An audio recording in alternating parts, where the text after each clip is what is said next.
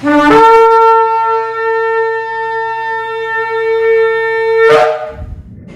Shalom, está la congregación 20 finales del sector Candelaria en Arecibo, dándole toda honra y todo honor a nuestro Abacadosh, con un shiur más, con una parashá más, la parashá número 26. Y antes de dar comienzo a esta parashá, quisiera dejarles saber que para que usted aporte un granito al reino del poderoso de Israel, estos videos usted puede compartirlos y también darle like, ¿verdad? Para que esto nos pueda ayudar a nosotros a continuar llevando la palabra de nuestro Abacadosh. Hoy tenemos la parashá número 26 y esta que le habla es Maritza Rivera, la Roa y la doctora de esta congregación. Y hoy tenemos algo bien importante. ¿Por qué es importante? Porque es lo que nosotros, ¿verdad? Con lo que nosotros nos alimentamos, con lo que nosotros vamos a sobrevivir dependiendo la dieta que nosotros llevemos en nuestra vida. Y la parashá número 26 se llama la parashá Shemini, la cual significa octavo, donde usted lo puede ver en el libro de Levíticos, Vayikra, capítulo 9, versículo 1 al capítulo 11, versículo 47. Y esta parashá es bien interesante porque nos habla que en el octavo día, luego de los 7 días de inauguración, que Aarón y sus hijos comienzan a oficiar como Kohanim. Un fuego divino aparece para consumir las ofrendas del altar y la presencia divina viene a morar entonces en el santuario, porque anteriormente ya no estaba. Entonces los dos hijos mayores de Aarón, Nadab y Abiú, ofrecieron un fuego extraño frente a Yahweh que él no les mandó. Porque si leemos la escritura dice, ¿verdad? Según Moshe decía, según lo que Yahweh mandó a hacer. Pues ellos, ¿qué hicieron? Ellos ofrecieron un fuego extraño, el cual Yahweh no los mandó. Y allí ellos murieron en el santuario. Entonces Aarón permaneció en silencio frente a esa tragedia. Y luego Moshe y Aarón están en desacuerdo al respecto de un punto específico de una ley de la Torá de las ofrendas. Pero Moshe le da la razón a Aarón.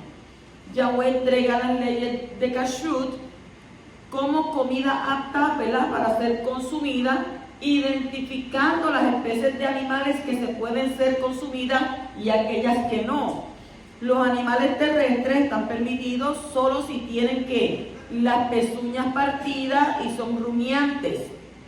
Y los peces deben tener escamas y aletas. Y una lista de aves no kosher es dada y una lista de insectos kosher, o sea, como 4 tipos de langosta, también es dada. También son dadas algunas leyes de pureza ritual, incluyendo el poder de purificación de la mikveh. La mikveh es una pileta de agua con características especiales, donde la gente se sumerge 7 veces para limpiarse.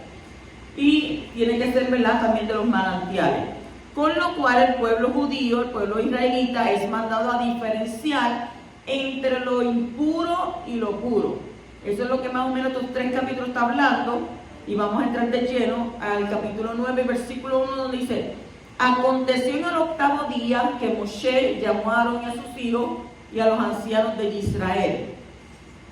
Los exégetas alegoristas y los místicos interpretan el número 8 como la iniciación de algo sublime, ya que se produce después de culminar un ciclo de 7 días. ¿Dónde nosotros vemos eso? En la fiesta de ¿qué? De los panes sin levadura, ¿verdad? Que hacemos ¿qué? Shemini Atzeret, un día más. Entonces la Torá nos relata en Levítico, en Vayikra 2:24, que dice: salió un fuego de ante Yahweh y consumió sobre el altar el holocausto y los cebos. Lo vio todo el pueblo y prorrumpió en alegría y se prosternaron con su rostro en tierra. Cuando dice: y a los ancianos de Israel, para indicarles que por mandato divino Aarón había accedido a la función de ser el sumo Kohanim y que no piensen que él se había autodesignado.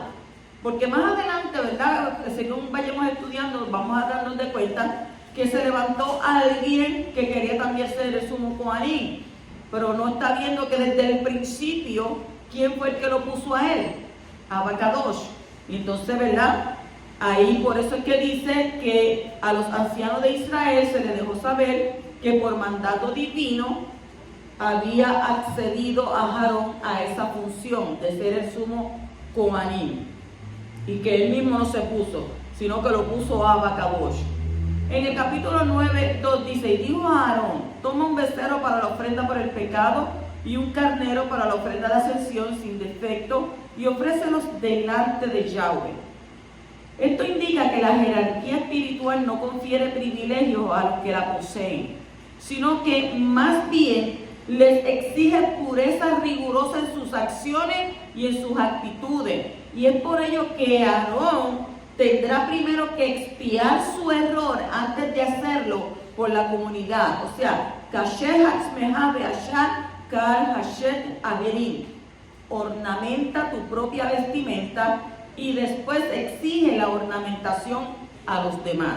Es lo que quiere decir esto. O sea que se le va a exigir a él que más pureza, y va a ser que más riguroso, dado que él es el Cohen Cohen Gadol, que fue, ¿verdad?, puesto por Abacadosh. En el capítulo 9:4 dice: ya que hoy Yahweh se revelará ante vosotros, para que la divinidad esté en la obra de vuestras manos. ¿Ven? Yahweh se iba a revelar para que la divinidad esté en la obra de vuestras manos. O sea, ¿qué quiere decir esto? Quiere decir que el fuego que iba a descender del Shamayim, iba a consumir estos sacrificios, iba a indicar una aquiescencia divina con el servicio ofrecido por los hombres. Ellos no habían ofrecido antes. Entonces, esto iba a ser una condición inexorable en lo sucesivo para que el servicio fuera, ¿qué?, significativo. L'Eratzon Lifnei Yahweh, de agrado para la voluntad de Yahweh. Ellos habían sacrificado antes. Ellos iban a comenzar ahora a hacer los sacrificios en este santuario que se había hecho según la orden del Poderoso. En el capítulo 9:6 dice: y Moshe dijo: esto es lo que el Creador ha mandado que hagáis, para que la cabot del Adón, el esplendor del Poderoso, se aparezca a vosotros. Nosotros queremos ver el esplendor del Creador. ¿Quién no quiere ver el esplendor? Claro que sí. El Creador desea manifestar su esplendor en medio de su Mishkan, en medio de su templo. Pero para poder llegar a ese fin, era necesario eliminar el pecado primero de la familia de quién, del sumo Cohen, y luego la del pueblo. Porque estamos recordando lo que él hizo, ¿verdad? Porque él fue el que hizo, ¿qué?, el becerro de ¿qué?, de oro. Entonces, los sacrificios de los animales sin defecto servían para cubrir los pecados de los hijos de Israel, pero no los podía quitar del todo. Entonces, solamente el sacrificio del Mashiach, hecho una vez por toda la raza humana, desde Adán en adelante, es capaz de quitar los pecados del hombre. Sin embargo, los sacrificios de los animales son necesarios para que el esplendor del Poderoso pueda ser manifestada en su Mishkan terrenal, sin que los hombres que todavía tienen el pecado en su naturaleza mueran por esa cabot, por ese esplendor. Ahora, había llegado el momento de iniciar el servicio al Poderoso en el santuario. Los sacrificios no eran un fin en sí, sino que solo medios. Eso es lo que es, medios por los cuales la presencia visible del Creador podía manifestarse y iba a permanecer ¿en dónde? En el pueblo. Entonces, esa presencia de su esplendor, de su cabot, esa Shekinah, esa era la meta de todo el servicio del santuario. Y ahora había llegado el momento de poder experimentar la entrada de ese cabot, de ese esplendor, pero ¿de qué manera? De manera visible.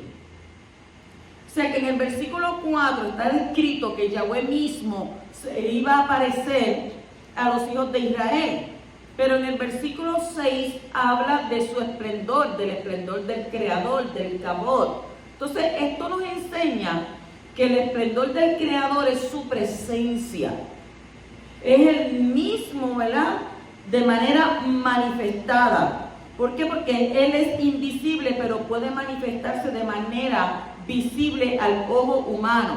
Eso lo podemos recordar cuando ¿qué? Cuando Moshe subió al monte, ¿cómo él bajó? ¿Cómo él bajó? Resplandeciente, porque estuvo en ¿dónde? En la presencia. Entonces, pero no solo eso, la presencia del esplendor de Yahweh es algo que también afecta a las emociones. Y es posible no solamente ver, sino también sentir su esplendor. Y hoy en día no podemos ver su esplendor, su cabot en medio del pueblo, porque aún no tenemos el templo de Jerusalén. Pero sí es posible sentir, mire cómo le digo, y es posible vivir, y es posible caminar en ese sentimiento de su inmediata presencia. ¿En dónde? En nuestros templos personales, porque Él está ahí. Entonces esa cabot, esa presencia del Ruach de Yahweh, es más valiosa que cualquier cosa de este mundo. Su cercanía en nuestras vidas es más válida que todos los demás. Y el anhelo por esa Shekinah es la aspiración más alta que un hombre puede tener. Y la Torah nos enseña el camino para poder ver, recibir y vivir en esa cabot, en ese esplendor. La Torah viviente, que es la manifestación de esa cabot, aparte del templo edificado por manos humanas, como está escrito en el libro de Johanan, capítulo 1, versículo 14, Juan 1:14, dice: y aquella Torah se hizo carne y levantó su Mishkan entre nosotros, y vimos su esplendor como del unigénito del Padre, lleno de ¿qué? De Gesed, de misericordia y de verdad. O sea que en la oración del sumo cohen celestial vemos también la gran aspiración del cielo de mostrar el esplendor del Creador a los hombres, como dicen donde Johanan 17, versículos 22 y 24, dice: el esplendor que me diste les he dado, para que sean uno, así como nosotros somos uno. Padre, quiero que los que me has dado estén también conmigo donde yo estoy, para que vean que mi esplendor, el esplendor que me has dado, porque me has amado desde antes de la fundación del mundo. Yeshua, esas son las palabras de Yeshua. Fue escogido ¿desde cuándo? Desde antes de la fundación del mundo. ¿Cuándo tú fuiste escogido? Desde antes de la fundación del mundo, porque la Torah lo dice, fuiste escogido desde antes. Entonces la remisión del pecado es una condición muy importante para poder ver su esplendor. Y otra de las cosas que la Torah nos enseña es la obediencia a los mandamientos. El versículo que hemos destacado nos enseña que para poder ver el esplendor de Abba hay que hacer lo que Él ha mandado que se haga. O sea, ¿qué es lo que anda buscando Abba? Gente que sea obediente, gente que guarde sus estatutos, sus preceptos, sus mandamientos, que vivan por su palabra. Entonces, ¿queremos ver el esplendor de Abba? Pues entonces tenemos que hacer ¿qué? Tenemos que hacer lo que Él nos ha mandado. Y esto no es un mensaje principalmente individual, sino que colectivo. Por eso dice a vosotros, a todos. Entonces, ¿deseamos realmente el esplendor del Creador entre nosotros? ¿Estamos dispuestos a combatir el pecado en toda su forma y obedecer a Abba en todo lo que Él nos manda? Si hacemos eso de manera especial, Abba va a presentar ¿qué? Se va a presentar su esplendor en medio de nosotros. En el capítulo 9, versículo 7 dice: acércate al altar, ya que durante los 7 días de Miluim, se llama Miluim, investidura, era Moshe el que ofrecía estos sacrificios, y ahora había llegado el momento en el cual Aarón debía acudir y debía asumir sus funciones como cohen. O sea que ellos estuvieron ahí y lo que estuvieron recibiendo fue un tutorial. Lo que estuvieron recibiendo fue una enseñanza, una práctica. En esos 7 días que ellos estuvieron ahí, Moshe era el que estaba ¿qué? Ofreciendo los sacrificios. Y esto estaba ¿para qué? Para que Aarón y sus hijos aprendieran de ahí en adelante a hacer los sacrificios ellos.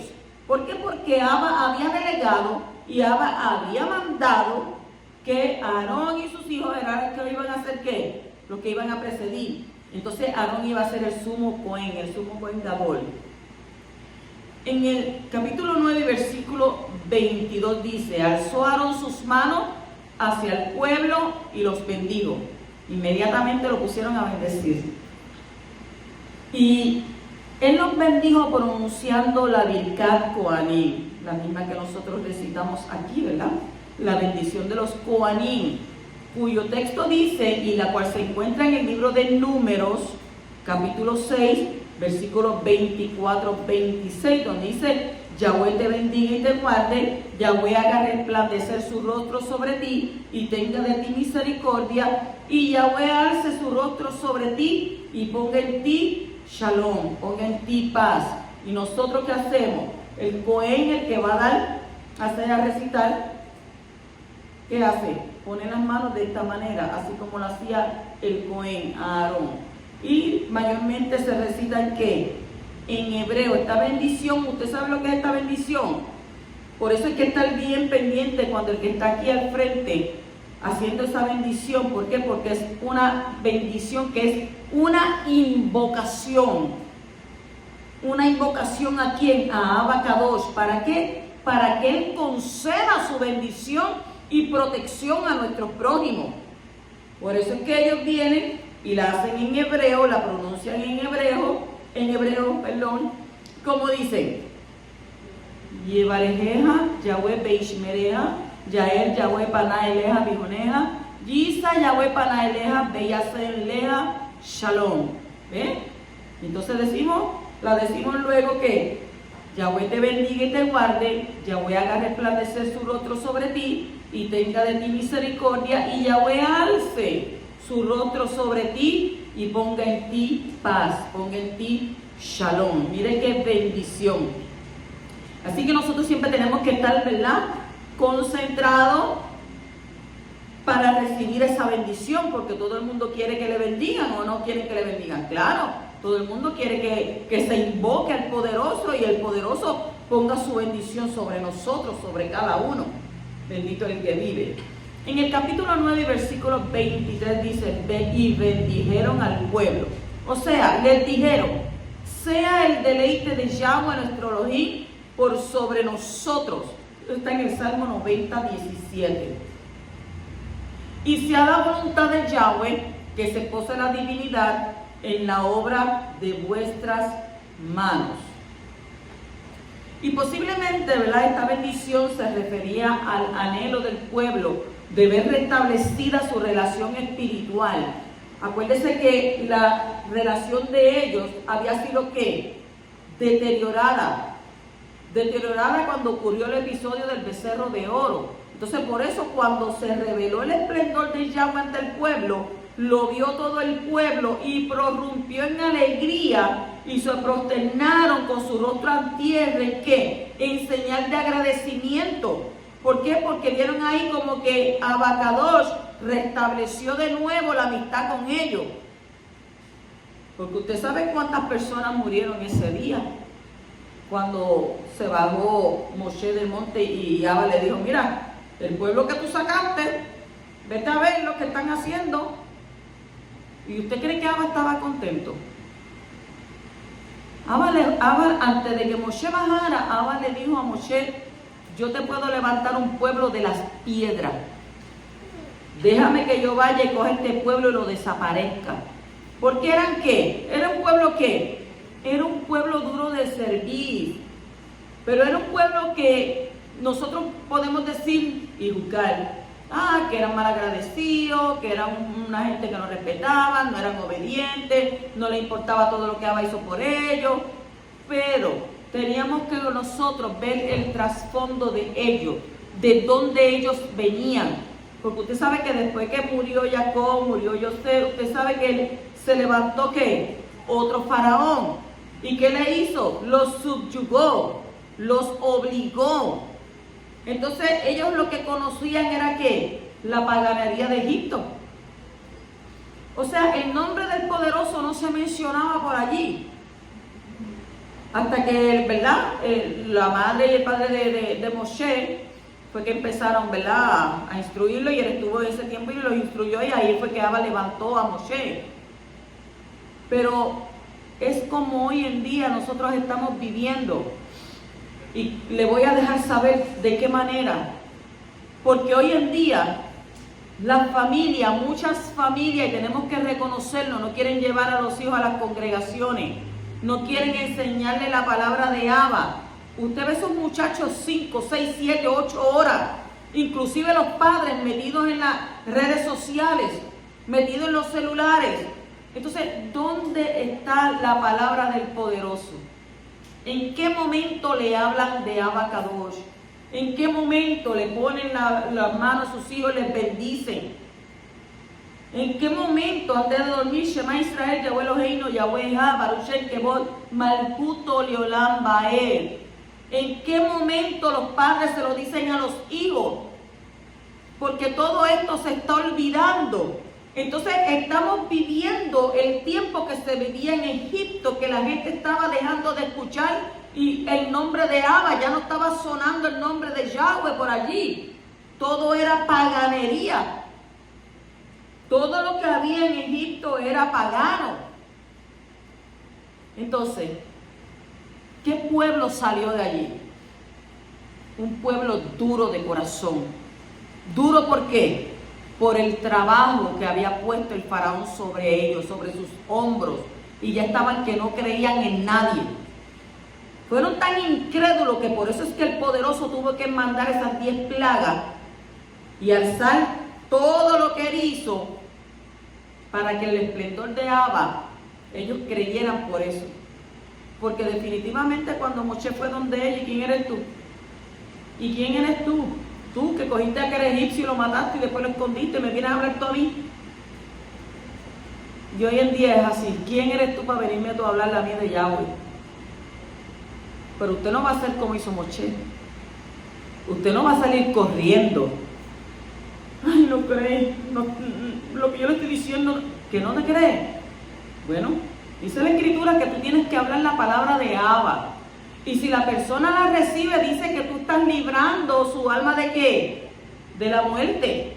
Pero si no la quieres recibir, tú, que le hablaste como atalaya, como dice el libro de Yeshaya, vas a librar su sangre de tu cabeza.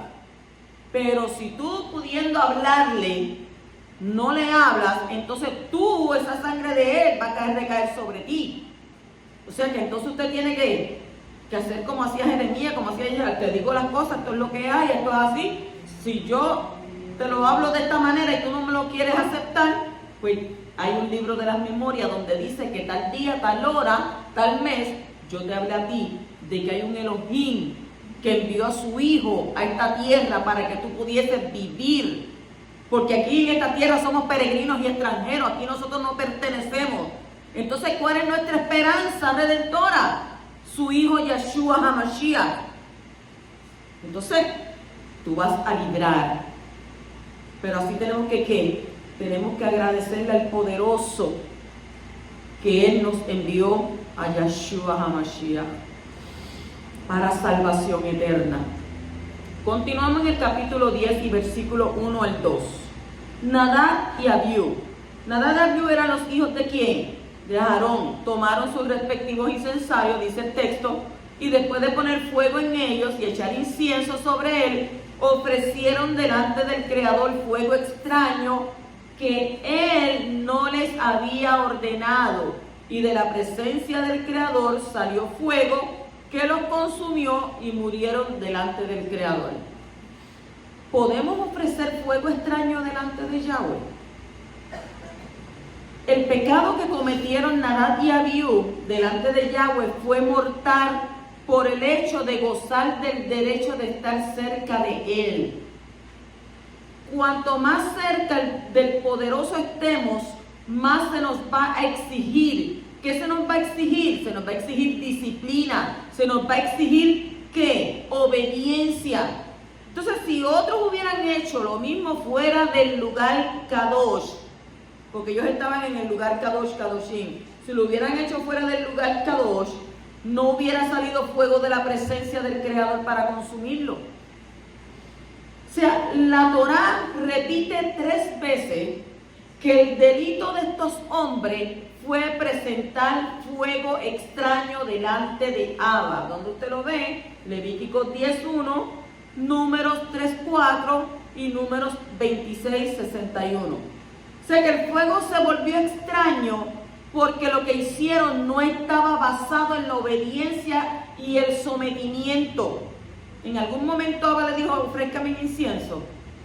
Él no lo dijo. Entonces tenemos que hacernos la pregunta, ¿de qué manera se puede ofrecer fuego extraño en el servicio al Creador, en la congregación y en la vida personal? Si el incienso ofrecido del Poderoso representa las oraciones habladas y cantadas, podemos sacar la conclusión que los cantos de alabanza son inciensos delante de Abba. Entonces, ¿es posible presentar cantos delante del Creador con fuego extraño? ¿Qué es fuego extraño? El fuego es algo intenso, algo caliente, algo que arde. Pregúntemelo a mí, que me quemé mi mano y arde. O sea que el fuego puede representar la inspiración, la energía que nos mueve a cantar. Y si hay motivos impuros para cantar las alabanzas del Creador en la congregación, el fuego es extraño. Entonces tenemos que tener mucho cuidado de no estar escuchando ni cantar canciones por allá inspiradas de la corriente de música del mundo que tienen una fuente de inspiración que impura. Entonces, una persona que desea vivir cerca del Creador tiene que cuidar muchísimo ¿qué? Sus oídos, lo que oye. ¿Por qué? Porque si nos alimentamos de lo que tiene una inspiración extraña, el fuego Kadosh de nuestro Padre Celestial, nuestras almas van a ser contaminadas por el fuego extraño. Y entonces no podemos presentar ese fuego en nuestras alabanzas a nuestro Padre. Porque entonces nos va a pasar como ¿qué? Como Nadab y Abiú. Bendito el que vive. El capítulo 10 y versículo 3 dice, entonces Moshe dijo a Aarón, esto es lo que Yahweh habló diciendo, yo seré separado, apartado, y como muchos dicen por ahí, santificado. Por los que se acercan a mí, y en presencia de todo el pueblo seré ¿qué? Dado en esplendor. Y Aarón guardó silencio. Cuanto más cerca de Yahweh estemos, más kadushá, más santidad se nos requiere. Si alguno del pueblo hubiera hecho un error semejante, es posible que no hubiera muerto. Pero los que están cerca y pecan sufren mayores consecuencias por su pecado. Usted tiene que tener mucho cuidado con eso. O sea, el líder tiene más privilegio, pero al mismo tiempo se le demanda mucho más, porque dice que aquel que se le da, más se le demandará. Y los privilegios y responsabilidades siempre van juntos, siempre van tomados de la mano. Y para poder tener privilegios en el reino es necesario vivir en una disciplina más elevada y hacer más sacrificios personales.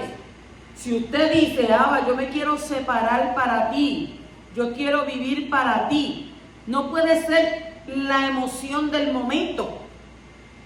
Porque a veces pues usted puede estar escuchando una adoración y, ay, sí, Abba, yo quiero apartarme para ti, quiero separarme para ti, yo quiero servirte en espíritu y en verdad. ¿Tú sabes lo que tú estás diciendo?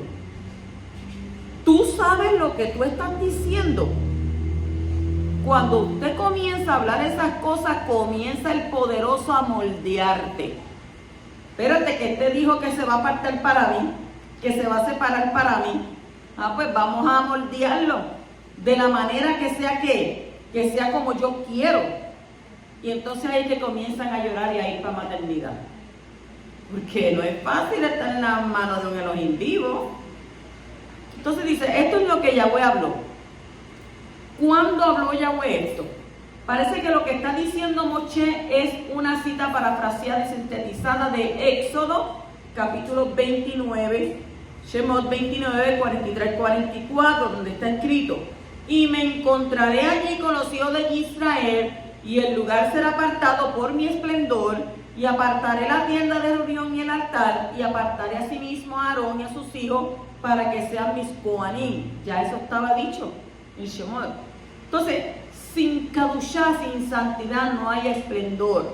Y la Gabot, el esplendor sin Kadushá, mata. O sea que el mismo fuego que se encuentra en el capítulo 9:24 operó en el capítulo 10:2. Lo que son canales para que el pueblo pueda recibir la presencia divina, la Shekinah, tienen que hacer las cosas con sumo cuidado. Entonces dice, y Aarón guardó silencio. ¿Por qué digo que admiro a Aarón? Porque usted sabe que usted tiene sus hijos, los cría y usted después, ¿verdad? Uno nunca piensa en que ellos se van a ir primero. Uno siempre piensa que uno se va a ir primero y luego sus hijos, que ellos son los que van a enterrar a uno, pero ya eso cambió. Ya no es así. Y admiro la valentía y la fortaleza de este hombre de haber guardado silencio, viendo sus hijos ahí muertos. O sea, que si uno va a ofrecer los sacrificios, no puede estar triste o melancólico. En tal caso, los sacrificios serían que descalificados. Y Aarón mostró con este acto que amaba a Yahweh más que a sus propios hijos. O sea, la familia no puede ser un obstáculo para servirle a Yahweh. Como está escrito en el Mateo, Matitiyá, capítulo 10, versículo 37. Y mire que yo he encontrado mucha gente, no, que mi esposa no quiere acompañarme, no, que mi esposo no quiere acompañarme, no, que por los hijos míos, no. ¿Qué dice la escritura? El que ama al padre o a la madre más que a mí, no es digno de mí. Y el que ama al hijo o a la hija más que a mí, no es digno de mí. Imagínese usted. O sea, que la familia no puede ser un obstáculo para usted ir y servirle al poderoso. Si no te quieren seguir, déjalos de balde. Ya ellos vendrán. Y ya Abba los traerá. Primero usted dígale, tráelo con cuerdas de amor. Porque si los trae con el látigo, entonces ahí sí que va a ser bien difícil. En el capítulo 10:4 dice, llamó también Moshe a Misael y a Elzafán, hijos de Uziel, tío de Aarón. Si bien las leyes de pureza ritual de los Kohanim, que prohíben a los mismos a acercarse al cuerpo de personas muertas, no incluye a los parientes de primer grado. Parece que como era un día de gran significado y de celebración, pues se quiso mantener alejado a los Kohanim, a los parientes ¿de quién? De primer grado de esta penosa situación. Y nos dicen los sabios que consideran que eso habría sido un Horash Shahá, una ley con vigencia, pero para esta única oportunidad. Porque acuérdense que tuvieron que sacarlo con la túnica y llevarlos ¿a dónde? Afuera del campamento. Capítulo 10 y versículo 6 dice, no dejéis crecer la cabellera de vuestra cabeza, ni vuestros ropajes habréis de rasgar. La consagración de los Kohanim al servicio de Yahweh incluye muy especialmente el alejamiento, como dirían por ahí, del culto o del servicio a los muertos, cosa frecuente entre los Kohanim paganos. Por eso la Torá promulgará las leyes muy restrictivas al respecto, prohibiendo a los Kohanim algunas de las manifestaciones de duelo que son norma constitutiva de las leyes del duelo, que son normas, ¿verdad?, para todo hijo de Israel, según el libro de Levíticos, capítulo 21 y versículo 1. En el capítulo 10:14 dice, sin embargo, el pecho de la ofrenda mecida y la pierna de la ofrenda podéis comerlo en un lugar limpio, tú y tus hijos y tus hijas contigo, porque han sido dadas como la porción tuya y la de tus hijos, de los sacrificios de las ofrendas de Shalom de los hijos de Israel. Las hijas de los Kohanim pueden comer ciertas ofrendas en un lugar limpio, lo cual indica que no solamente se pueden comer en el atrio del santuario, sino fuera del atrio. Y según Rashi, este lugar limpio correspondía a todo el campamento de Israel, puesto que allí no podía entrar ninguna persona con la plaga de Sarat. ¿Sarat era qué? Es traducida como lepra. ¿Por qué? Porque haría impuro el campamento. Entonces, en el tiempo de los templos, la ciudad de Jerusalén fue considerada pura hasta los límites de sus murallas. Y esto nos enseña que las ofrendas con menor grado de kadushá, de santidad, en hebreo kodashim kalim, pueden ser comidas fuera del templo, dentro de las murallas de Jerusalén. En el capítulo 10 y versículo 15 dice: tanto el muslo como el pecho serán presentados junto con la ofrenda de la grasa para ofrecérselos al Creador como ofrenda homicida. Y será un estatuto, mire que eso no ha pasado, será un estatuto perpetuo para ti y para tus hijos, tal como lo ha mandado el Poderoso. ¿Cuánto dura un estatuto perpetuo? Los mandamientos, las ordenanzas y los estatutos que Abacadosh dio a los hijos de Israel por medio de Moshe Rabeno son de carácter perpetuo. ¿Qué significa esto? Que el Poderoso no puede cambiar su palabra de una generación a otra o de una época a otra. Ahora, présteme su atención. Esto nos enseña que la doctrina del dispensacionalismo es falsa. Según esa doctrina, si estas leyes del Poderoso solo son válidas durante una época, una dispensación, y cuando una nueva época empieza, o sea que el Creador modifica sus leyes quitando algunas y añadiendo otras. Y esa doctrina divide la historia de la humanidad en varias dispensaciones y piensa que es una violación pasar las leyes que son consideradas como válidas solo durante una dispensación a otra dispensación. Por ejemplo, se habla de la dispensación de la ley y la dispensación de la gracia. La gracia está desde Bereshit hasta ¿dónde? Gilgalot, Apocalipsis. Entonces consideran que la dispensación de la ley duraba solamente hasta la crucifixión y que después de eso llegó el tiempo de cambiar las cosas, es decir, de anular ciertas leyes e introducir otras. O sea que esta idea es fortalecida al hablar de un Antiguo Testamento y un Nuevo Testamento. Entonces piensan que al venir lo nuevo ya no vale lo antiguo. Entonces, todo aquel que guarda a un mandamiento de los que consideran parte de una dispensación del pasado es atacado y considerado como un falso maestro que quiere imponer la ley sobre los que ya no están bajo la ley. Piensan que esa expresión bajo la ley tiene que ver con el tiempo de la dispensación de la ley y no entienden lo que Shaul quiso decir con esa expresión. Los que siguen esta doctrina se oponen a todos los mandamientos que tienen que ver con el culto o el servicio del templo, puesto que según ellos, en la dispensación de la gracia no puede haber un templo con sacrificios de animales. Entonces, esta doctrina relativamente moderna y que ha infectado a muchísimos cristianos en el mundo entero, está creando una imagen falsa del Poderoso. Lo presenta como uno que no guarda su palabra y que no es fiel a sus promesas. La Escritura me dice a mí que Yahweh no es hijo de hombre para que mienta, ni hijo de hombre para que se arrepienta. Y dice que en él no hay sombra de variación. Entonces, ¿por qué ellos lo ponen como que él no es fiel a su palabra, a sus promesas? O sea que en su esencia esta doctrina es antimesiánica, puesto que el verdadero Mashiach nunca habló de un tiempo de la ley y un tiempo de la gracia. ¿Usted ha visto eso? No lo he leído. O sea, todo lo contrario. Dijo que todos los mandamientos de Abba tenían que durar hasta la destrucción de ¿quién? Del Shamayim y de la Ares, del cielo y la tierra. Y que el que quebrante el más pequeño de los mandamientos iba a ser considerado muy pequeño en el reino de los Shamayim. Eso está en Mateo 5, 17, 19. Yahshua dijo: yo no vine a abolir, yo no vine a quitar, yo vine a cumplir, yo vine a preñar, a mantener este mandamiento. Además, el verdadero Mashiach tiene que reconstruir el templo en Jerusalén, según la profecía dada sobre el hijo del rey David, Primera de Crónicas, capítulo 17, versículo 12 al 14 y el capítulo 22, versículo 10. ¿Dónde qué? Donde se instalarán sacrificios de animales, según los estatutos perpetuos dados por medio de Moshe Rabeno, según Ezequiel, capítulo 40 al 48.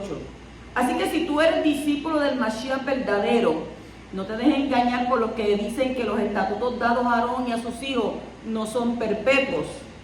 Cuando el próximo altar sea instalado en el lugar del templo en Jerusalén, se ofrecerán de nuevos animales para un olor fragante para el Creador. Y por favor no nos pongamos a estos estatutos. ¿Para qué? No nos podemos oponer para no ser considerados pequeños en el reino de los Shammai. La Escritura dice que tenemos que subir ¿a dónde? A Jerusalén. ¿A qué vamos a ir a subir allá? A hacer sacrificio. Y aquel que nos suba, porque dice que Yeshua va a venir a regir ¿con qué? Con vara de hierro. Y aquel que nos suba no tiene agua. Y si no tiene agua, no tiene comida. Y si no tiene comida, va a morirse. Eso es lo que nos dice las Escrituras. Así que nosotros tenemos que ¿qué? Continuar creyendo lo que la palabra, la Torah de Yahweh dice. Capítulo 10 y versículo 17. ¿Por qué no comiste la ofrenda por el pecado en el lugar Kadosh? Porque es muy separada y os ha sido dada para quitar la culpa de la congregación, para hacer expiación por ellos delante de Yahweh. ¿El pecado puede ser comido? Los Kohanim fueron instalados para ayudar al pueblo a vivir en una relación íntima con el Creador. Muchas veces la gente se equivocaba y entraba en el santuario con impureza, lo cual generaba una culpa en el pueblo. Oiga, en ese tiempo entrar al santuario no es como hoy en día, cuando la gente entra por ahí como quiere y hace como quiere y habla. No, en ese tiempo era algo tan sagrado, era algo tan separado, tan apartado, que miren lo que dice, una persona que se equivocaba y entraba en el santuario con impureza, generaba una culpa para el pueblo. Entonces esa culpa tenía que ser eliminada para que el pueblo pudiera seguir gozando de la presencia de Yahweh sin ser expuesto al peligro de su ira sobre el pecado. Entonces, para eliminar esa culpa tenían que quemar sobre el altar parte de los animales destinados para este fin y luego comer el resto. Así que, por un lado, el altar consumía parte del pecado que había sido transmitido al animal que cargó con el pecado del pueblo, y por otro lado los Kohanim consumieron el resto del animal y el pecado que estaba en él. Entonces, por estas dos formas de consumir el animal, el pecado fue levantado del pueblo y así fueron expiados delante de Yahweh. En la Torah esta ofrenda no se llama ofrenda por el pecado, sino simplemente se llama pecado, hatat. Entonces, con otras palabras, en este versículo está escrito que los Kohanim tenían que comer el pecado. Como el pecado del pueblo había sido transmitido al animal por la imposición de las manos, el pecado estaba dentro del sacrificio y por eso el mismo sacrificio es llamado pecado. Así que cuando los Kohanim comieron el sacrificio, el pecado entraba en ellos. Y de esa manera el pecado fue descompuesto dentro de sus intestinos de manera natural y luego eliminado. ¿Qué nos enseña esto? Que un Cohen puede introducir en su cuerpo el pecado del pueblo en forma de carne. Y esto nos lleva a pensar en quién, en el Mashiach, que tomó el pecado del pueblo de Israel y el mundo en su cuerpo. ¿Para qué? Para que el poderoso pudiera perdonarnos todos los pecados y limpiarnos para poder ser moradas Kadosh para el Creador y también entrar en el santuario celestial sin peligro. Entonces, cuando vamos a Primera de Pedro, Primera de Kefas, capítulo 2, versículo 24, dice: Él mismo llevó nuestros pecados en su cuerpo sobre el madero, para que nosotros, estando muertos a los pecados, vivamos a la justicia, y por su herida habéis sido sanados. También en Revelación, Apocalipsis capítulo 5, versículo 12 dice: cantaban con todas sus fuerzas, digno es el Cordero que ha sido sacrificado de recibir el poder, la riqueza y la sabiduría, la fortaleza y la honra, el esplendor y la alabanza. Así que bendito sea el poderoso por habernos dado a Yeshua como el Cohen celestial que llevó nuestros pecados en su cuerpo y los eliminó. Y bendito sea Yeshua por ser fiel como Cohen, haciéndose responsable y quitando nuestros pecados para darnos una esperanza eterna. Y bendito los que creen en el sacrificio del Mashiach, poderoso de Israel. En el capítulo 10, versículo 19 dice: pero Aarón dijo a Moshe: mira, hoy mismo han presentado ellos su ofrenda por el pecado y su ofrenda de ascensión delante de Yahweh. Ya que esto me ha sucedido, si yo hubiera comido hoy de la ofrenda por el pecado, ¿hubiera sido grato a los ojos de Yahweh? Solo un Cohen Gadol, el gran Cohen, sumo Cohen, puede comer sacrificios en estado de luto. En hebreo se llama onen, sin profanarlos.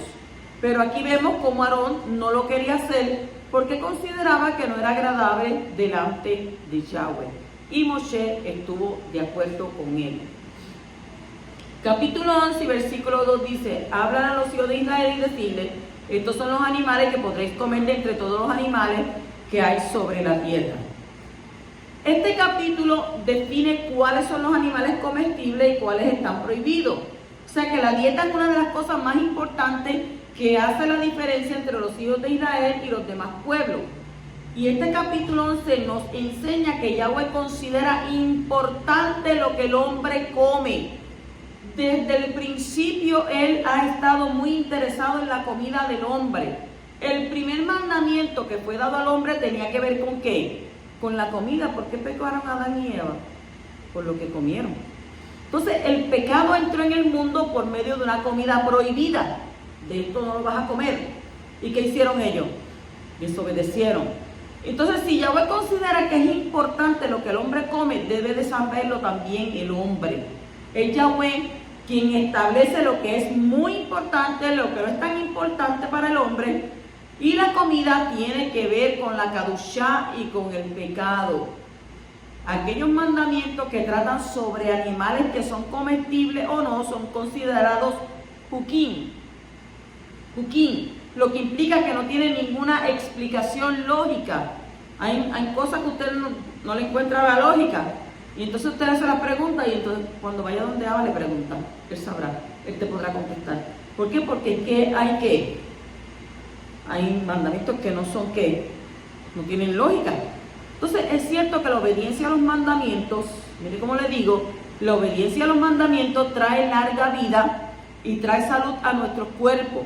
Y es cierto que varios de los animales impuros son dañinos o pueden contener elementos peligrosos para el hombre. ¿Por qué dice la Escritura que no debes de comer el cerdo? Porque el cerdo es un animal que no suda. Es un animal que está con esas patas ahí encima del excremento. Entonces, cuando esos animales le cortan las patas, que mire que hay gente que dice: ay, a mí me encantan las patitas guisadas de los cerdos. Esas patas lo que tienen es porque han estado ahí con ese excremento, eso crea gusano. Entonces, por eso que dice que tiene una bacteria que se llama triquina. Y esa bacteria, aunque tú la calientas y aunque hagas lo que hagas, esa bacteria es fuerte a morir. Entonces, usted puede ver, a veces cuando las personas dicen: este tiene una bacteria del cerdo, pero es que tiene esa bacteria triquina, se le puede subir al cerebro, se le puede introducir en el corazón y crearle gusano en el corazón. O sea que es algo mortal. La gente le gusta el cerdo, pero es algo mortal. Y no digan, no dejen ustedes decir las morcillas. Cuando la Escritura establece que no se debe de comer sangre, la sangre no se digiere en el estómago. Y esa gente cogen esos intestinos del cerdo. Usted sabe lo que pasa por esos intestinos. Y vienen y cogen y le dan un chapi chapi y ahí le introducen la misma sangre del cerdo. Y después usted los ve friendo eso y usted le dice algo. La Escritura dice que eso no se puede. ¿De algo me tengo que morir? Claro, en el momento porque estás sano lo puedes decir. En el momento porque gozas de salud, de algo me tengo que morir. Pero cuando caes en una cama, cuando caes enfermo, cuando caes con una bacteria en el cerebro, que a veces se te inflama, ¿verdad? El cerebro y todo eso, la pijamada y todo lo que tienes ahí. Entonces, ay, si yo lo hubiera sabido. El si yo lo hubiera sabido y el si yo lo hubiera pensado viene tarde. ¿Por qué? Porque cuando tú eres un desobediente y se te aconseja y no tomas consejo, entonces te tienes que atener a las consecuencias. Entonces, no me vengas a decir a mí que allá en el Brit Hadasha, en el Nuevo Testamento, dice la Escritura que Él santificó todo, porque no santificó nada. O sea, Él te está diciendo, el cerdo no te lo puedes comer, el conejo no te lo puedes comer. ¿Usted ha visto un conejo muerto? Eso parece un feto, es asqueroso. Toda rabayagua que yo soy vegana, porque ya he salido de todas esas cosas. O sea que tenemos que hacer ¿qué? Ser obedientes para evitar un peligro mayor. Abba siempre preocupándose por nosotros. En el capítulo 11:3 dice, todo animal de pezuña partida, hendida y que rumía. Estas dos características no representan la razón por la cual estos animales son puros, sino que simplemente la Torá enuncia la forma de usted reconocerlo. Y te está dándote, ¿verdad?, esta razón, que tenga pezuña hendida y que rumíe. Capítulo 11:8 dice, ni sus cadáveres habréis de tocar. Rashi nos explica que esto no representaba una prohibición diaria para los hijos de Israel, pero sí para los Kohanim, que debían de cuidarse a este respecto durante las 3 fiestas de peregrinación al templo de Jerusalén.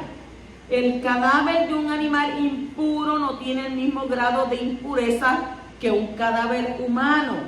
El cadáver humano es la fuente principal de impureza ritual. Los animales tienen ¿qué? Espíritu, ¿verdad que sí? Y los humanos tienen espíritu, pero ¿qué tienen? Una alma. Tienen una alma. Por eso digo que era alma viviente. Entonces, en el 11:9 dice, de todos los animales que hay en las aguas podréis comer esto. Todos los que tienen aletas y escamas en las aguas, en los mares o en los ríos podréis comer. Estos son los 2 signos de peces kasher o kosher. O sea que tienen que tener aletas y escamas cuando están en las aguas. Y el pescado es el animal más limpio que existe. No necesita ningún tipo de preparación para poder ser comido. Y está permitido comerlo crudo, pero no vivo. Y a eso lo podemos hacer, ¿verdad?, con el salmón. Aquellos que les gusta el sushi, a mí me encanta el sushi. Salmón ahumado, ¿ven? Y lo hacen de atún también. Y eso usted lo puede comer.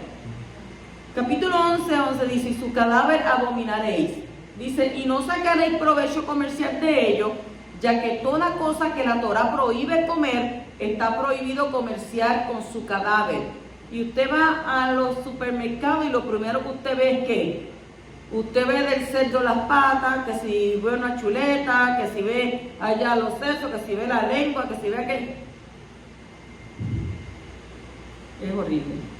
Cuando usted conoce la verdad, cuando usted sabe lo que la Torá prohíbe, lo que la Torá dice, y usted ve toda esa comercialización de todos esos animales, usted ni siquiera se acerca ahí a tocar. Porque la Escritura dice que se va a hacer inmundo hasta por la noche. Capítulo 11:3 dice, empero a esto abominaréis entre las aves. La Torá no especifica las características de las aves puras que pueden ser comidas, como lo ha hecho con los animales o con los peces. La Torá se limita, y en este caso es a enunciar el nombre de las aves impuras, que resultan ser la minoría de las especies aladas. En Devarim, capítulo 14 y versículo 11, el versículo dice, todo pájaro puro podréis comer. Los sabios nos enseñaron que el ave pura se reconoce por 4 características a saber. Número 1, no es de rapiña. Número 2, tiene expa y eterá, que eso quiere decir espolón. Número 3, dice, tiene buche. ¿Sabe lo que es el buche, verdad? Está aquí. Usted ve las palomas y tiene ese buche ahí. Número 4 dice, su estómago tiene una membrana interior que se despega con mucha facilidad. Y por último, nuestros sabios nos han enseñado que Hov Hator, Hov Tahor Nehal Alpi, Masoret, o sea que la mera traducción de los nombres de las aves impuras que figuran en la Torá no resulta suficiente para dictaminar cuáles son las aves impuras que en la práctica no habrán de comerse. Todo el mundo pues quizás dice que alguien cuando está enfermo le hacen un caldo de paloma y eso pues le revive, pues se puede comer una gallina, ¿verdad? Los cuervos no se pueden comer, tras de que son feos y negros, pues no, eso no se puede comer, son animales, ¿verdad? Una garza, tampoco usted puede comerse una garza, velar la garza y venir y comerse, esos animales eso no se come, eso es horrible. En el capítulo 11:24 dice, por esto pues seréis impuros, todo el que toque sus cadáveres quedará impuro hasta el atardecer. El cadáver de un animal impuro transmite impureza. Para el hombre la impureza, el estado de tamé, durará hasta la tarde. Perdón.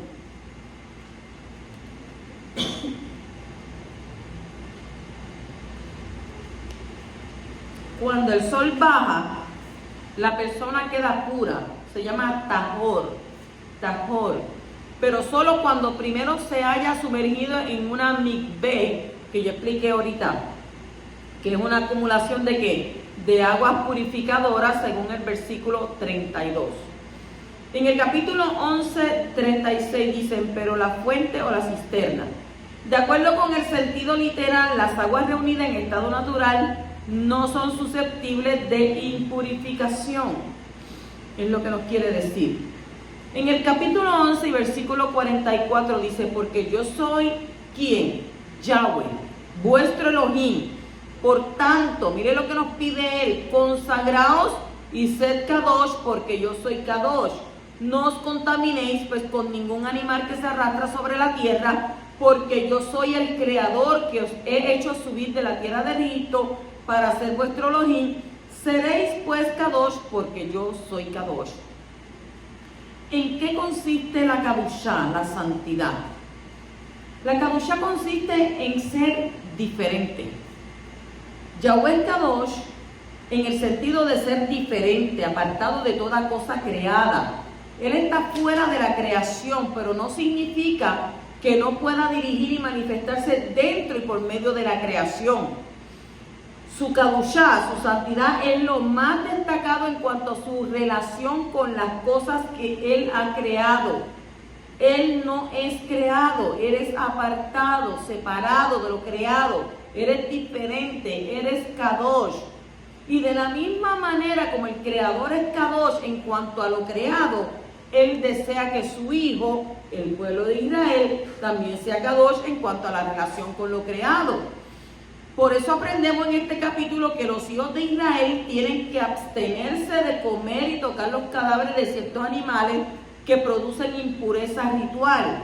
Y de esa manera se vuelven Kadosh en dos aspectos. Se separan de los animales que producen impureza ritual y se separan de las costumbres de las demás naciones. Y así su conducta se vuelve diferente, se vuelve ¿qué? Separada. Y hay muchas más áreas de la vida humana que el Creador ha establecido como medios para la separación del hombre.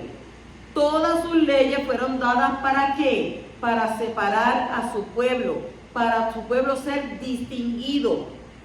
Entonces los mandamientos separan, nos hacen separados de la conducta pecaminosa y nos acercan al poderoso. La Kadushá, la santidad por medio de la obediencia, mire, a los mandamientos, no solo produce un acercamiento a Abba, sino que también crean en el pueblo apartado un reflejo del Kadosh en este mundo. Usted puede ser diferente, usted no tiene que ser igual que los demás, porque si todos fuéramos iguales seríamos aburridos. Nosotros tenemos que ser diferentes. ¿Por qué? Porque la Escritura dice que nosotros somos un pueblo escogido, nación Kadosh, separada ¿para quién? Para nuestro Abba. Entonces, con otras palabras, cuanto más fieles seamos a la hora de cumplir los mandamientos, más cerca del Creador vamos a estar y más vamos a reflejar su Kadoshá en este mundo. Por eso, cuando oramos, apartado sea tu nombre, apartado sea tu Shem, ¿qué estamos expresando? Estamos expresando nuestro deseo de cumplir el fin de los mandamientos, que el Creador sea separado de este mundo por medio de nosotros. O sea que cuando nosotros somos Kadosh, en toda nuestra manera de vivir, el nombre del Poderoso es separado de este mundo. Primero de Kefas 1, 14 al 16 dice: como hijos obedientes, mire cómo nos llama a nosotros, hijos obedientes. Si nos dice hijos obedientes, quiere decir que nosotros estamos obedeciendo ¿qué? Obedeciendo lo que Él estableció, mandamientos, preceptos, estatutos. Dice: no os conforméis a los deseos que antes teníais en vuestra ignorancia. O sea, que dice que lo que estábamos haciendo antes era porque éramos ignorantes, no teníamos conocimiento, sino que así como aquel que os llamó es Kadosh, así también sed vosotros Kadosh. ¿En qué? En toda vuestra manera de vivir, porque está escrito: sed Kadosh, porque yo soy Kadosh. Y si tú eres Kadosh, vas a hacer la diferencia en medio de qué, como dice la Torá, luz en medio de la oscuridad. ¿Sal para qué? Para el mundo. Shabbat Shalom.